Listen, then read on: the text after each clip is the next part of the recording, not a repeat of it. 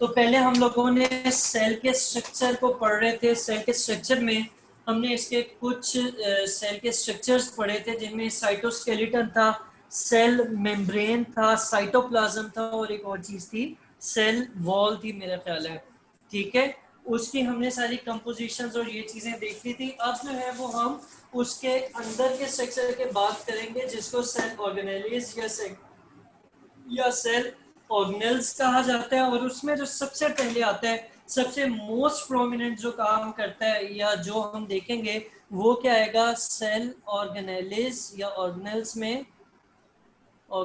में सबसे पहले आएगा आपके न्यूक्लियस। ठीक है, न्यूक्लियस का भी मैं बुक से भी आप लोगों को पढ़ाता हूँ, और इसके कुछ इंपॉर्टेंट पॉइंट्स हैं वो देख लेते हैं।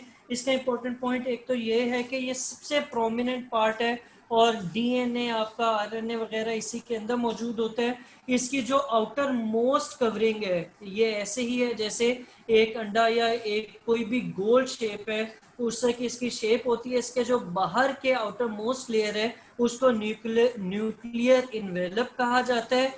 उसके बाद इसके अगर आप देखें तो ऊपर ये छोटे छोटे सुराख हुए हुए ब्लू कलर के, इनको न्यूक्लियर पोर्स कहा जाता है। और इसके अंदर जो जूसी मटेरियल है या लिक्विड है या सब्सटेंस है या फ्लूइड है, उसको हम न्यूक्लियोप्लाज्म कहते हैं। ठीक है, जैसे सेल के अंदर फ्लूइड जो था उसको साइटोप्लाज्म कहते थे, तो न्यूक्लियस के अंदर जो लिक्विड या फ्लूइड है उसको हम क्या कहते हैं, न्यूक्लियोप्लाज्म कहते हैं। हर न्यूक्लियस के अंदर फिर एक सेंट्रल बॉडी होती है जिसको न्यूक्लियोलस कहा जाता है। न्यूक्लियोलस के अलावा जो अंदर न्यूक्लियस की चीज मौजूद होती है वो क्रोमोसोम्स होते हैं। सेल डिवीजन में क्रोमोसोम्स नजर आते हैं, और अगर डिवीजन का प्रोसेस ना हो रहा हो तो हम उनको क्रोमेटिन भी कहते हैं, और इनका पूरा अंदर नेटवर्क होता है जिसको हम क्रोमेटिन नेटवर्क कहते हैं।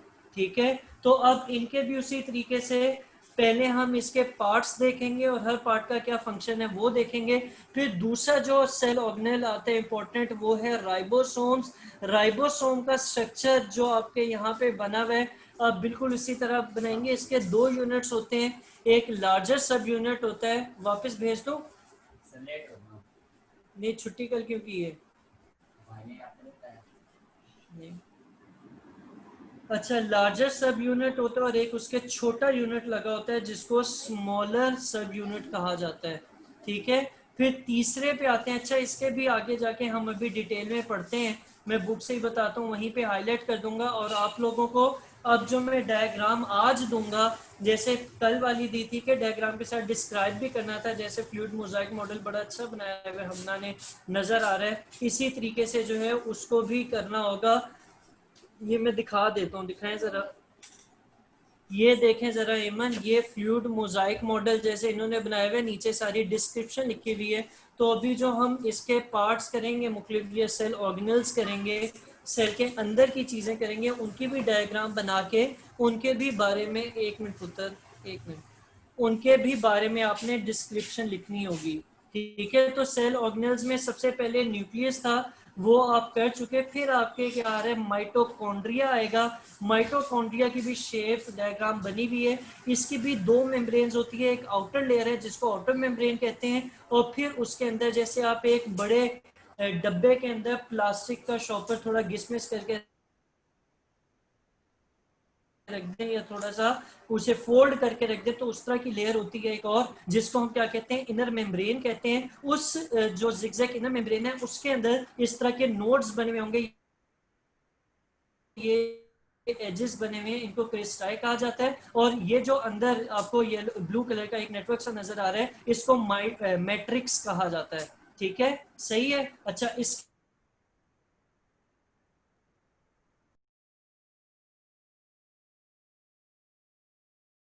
बाद फिर दो तीन और ऑर्गेनल्स हैं जिनको हमने पढ़ना है, मैं यहाँ से अभी देख करेंगे। आज हमने माइटोकॉन्ड्रिया, आवाज आ रही है आपको? जी, रिस्पॉन्स नहीं दे रही आज? रुक रुक के आ रही है बहुत ज्यादा। अच्छा, वो मैं ना वहाँ पे यूट्यूब लिंक भी शेयर कर देता हूँ, वहाँ से भी देख लिया करें अगर कोई चीज़ समझने वाली रह रही हो। तो अभी हम इसके मुख्तलिफ ऑर्गेनल्स को देख लेते हैं। मैं आपको बुक से शेयर करना चाह रहा था क्योंकि आप लोगों ने बाद में बुक से रीडिंग करनी होती है तो आप लोगों को नहीं मिलता कि कहाँ पे क्या लिखा हुआ है, इसलिए जो है वो बुक को रेफरेंस बनाना ज़रूरी है। सेल ऑर्गेनेल्स के बारे में अगर आप बेसिक डेफिनेशन देखें, वो कहते हैं सेल ऑर्गेनेल्स जो है वो क्या चीज़ है, वो स्मॉल स्ट्रक्चर्स होते हैं विद इन सेल्स जिनके अपने ख़ास फंक्शंस होते हैं, डेडिकेटेड फंक्शंस होते हैं। और तकरीबन there are about a dozen types of organelles commonly found in eukaryotic cells, कि यूकैरियोटिक सेल में तकरीबन एक दर्जन मुख्तलिफ ऑर्गेनेल्स होते हैं। उनमें से जो बेसिक हैं, उनके बेसिक फैक्ट्स और जो इंपॉर्टेंट सेल ऑर्गेनेल्स हैं, हम सिर्फ उनको देखेंगे जिनका मैंने अभी थोड़ी देर पहले आपसे जिक्र भी किया है। अब आगे चलते हैं इसको और देखते हैं सबसे पहले ऑर्गेनेल कौन सा है। सबसे पहले जो ऑर्गेनेल आप लोगों ने रीड करना है या हम लोगों ने रीड करना है वो क्या है, वो है न्यूक्लियस। न्यूक्लियस की डायग्राम मैं आप लोगों को वहां से बताता रहा था, अभी फिर यहाँ पे कोशिश करता हूँ कि दिखा दूँ, बता दूँ। बुक अपने पास रखिएगा ताकि अगर किसी को बोर्ड में देखने में दुश्वारी हो रही हो, जो कि यकीनन हो रही है।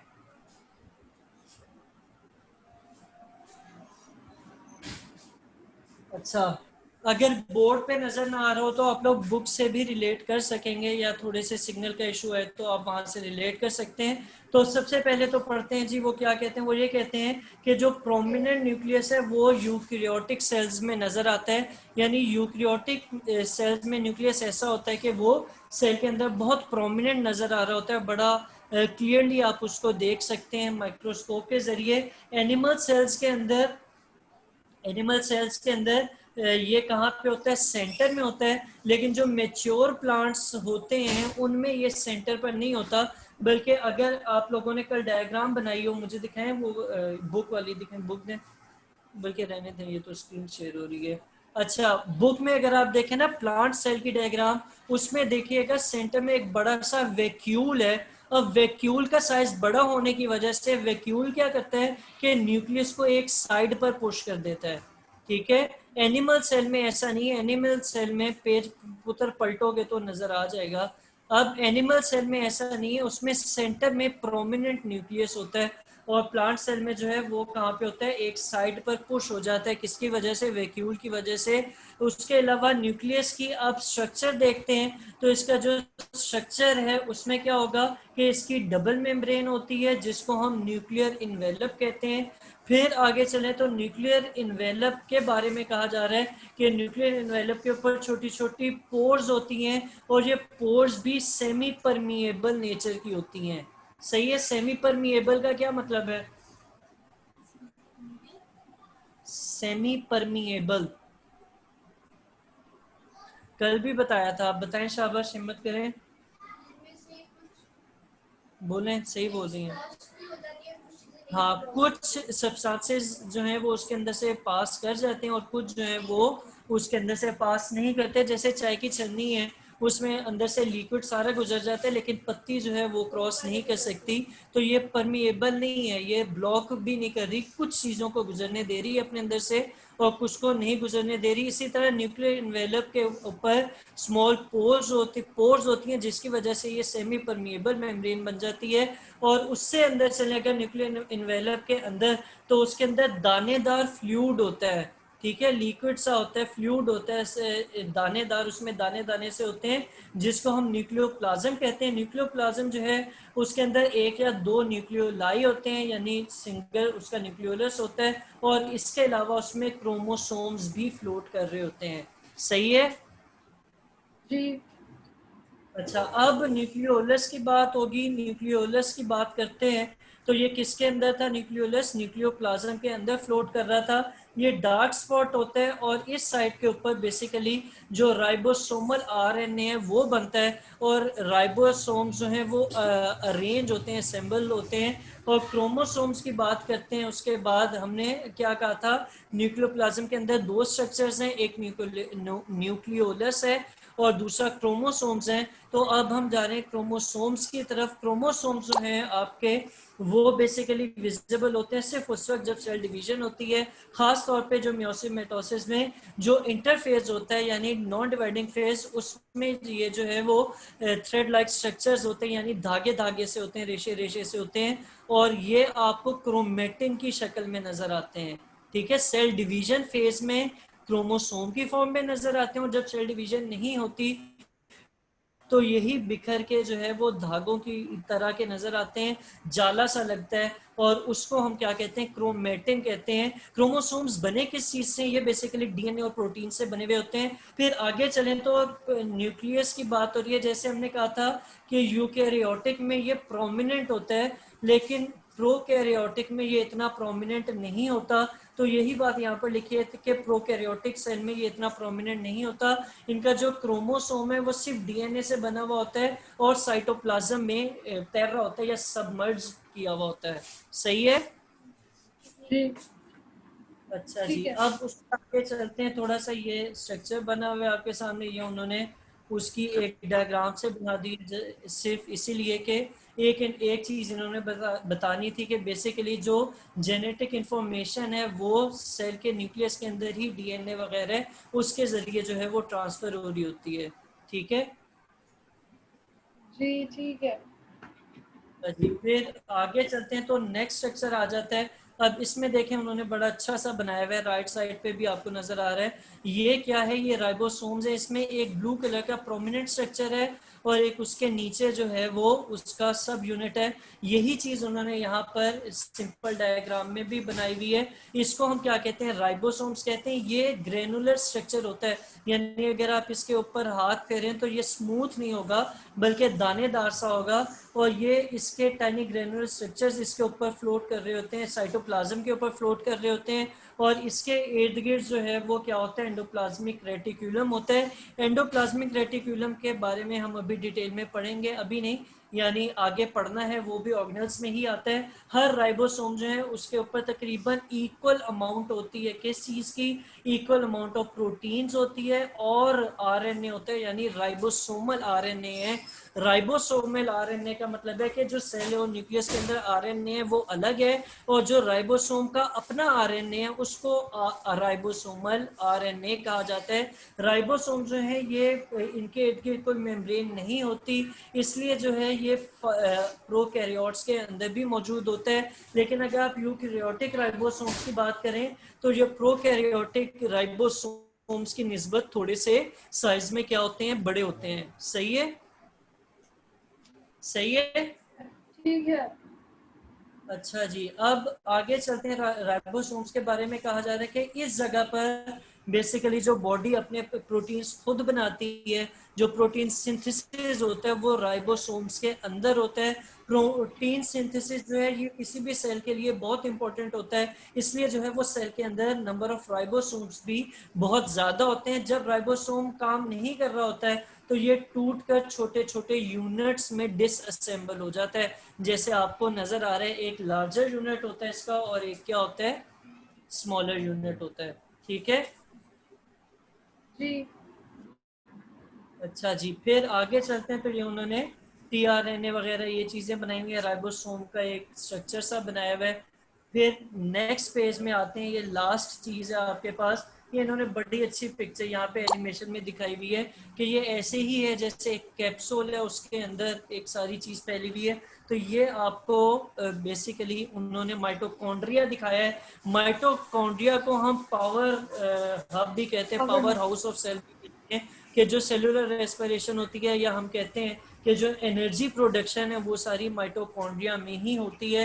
अब इसके बारे में डिटेल में पढ़ लेते हैं। डिटेल में क्या पढ़ेंगे, डिटेल में ये पढ़ेंगे कि ये डबल मेम्ब्रेन होती है इसकी। जैसे मैंने पहले भी बताया था कि इसकी डबल मेम्ब्रेन होती है। एक को हम क्या कहते हैं, इनर मेम्ब्रेन जो अंदर वाली है, और जो बाहर वाली है उसको क्या कहा जाता है, उसको आउटर मेम्ब्रेन कहते हैं। माइटोकॉन्ड्रिया जो है डबल मेम्ब्रेन बाउंडेड स्ट्रक्चर्स है, और ये सिर्फ यूकैरियोट्स में होता है, ये प्रोकैरियोट्स में नहीं होता। इस जगह पर इसका फंक्शन क्या है कि यहाँ पर एरोबिक रेस्पिरेशन होती है। तो हम ये कह सकते हैं कि जो सेल के अंदर मेजर एनर्जी प्रोडक्शन काम है, एनर्जी पैदा करना खाने के जरिए या रेस्पिरेशन के जरिए, जो मुख्तलिफ सब्सटेंसेस हैं उनके जरिए एनर्जी हासिल करने का काम कहाँ पे होता है, इनमें माइटोकॉन्ड्रिया में होता है। अब आगे इसकी आउटर लेयर के बारे में लिखा हुआ है। आउटर मेम्ब्रेन जो है माइटोकॉन्ड्रियन की वो स्मूथ होती है, और इनर मेम्ब्रेन जो है उसके अंदर फोल्डिंग्स होती है, और हर फोल्डिंग को हम क्रिस्टाई का नाम देते हैं।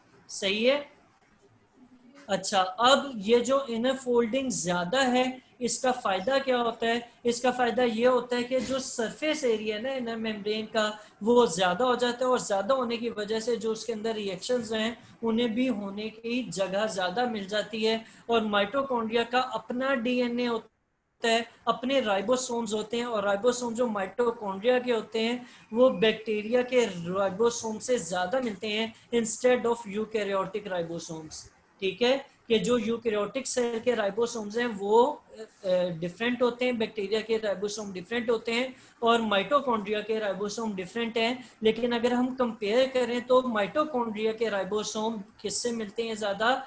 बैक्टीरिया के राइबोसोम से ज्यादा मिलते हैं, मिलते जुलते होते हैं। लेकिन यूकैरियोटिक राइबोसोम से वो इतने नहीं मिलते।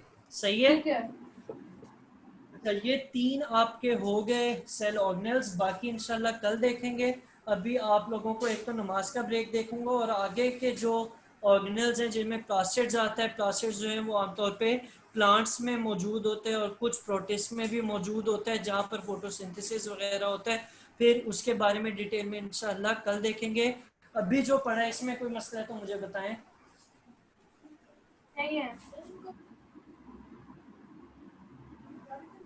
इनको अच्छा, आपका होमवर्क ये होगा, इनको ड्रॉ करना होगा, लेबल करना होगा, और इनका फंक्शन वगैरह जो ऊपर लिखा हुआ है वो भी आपने प्रॉपर हेडिंग्स के साथ अलग अलग करके लिखना होगा। ठीक है? ठीक है।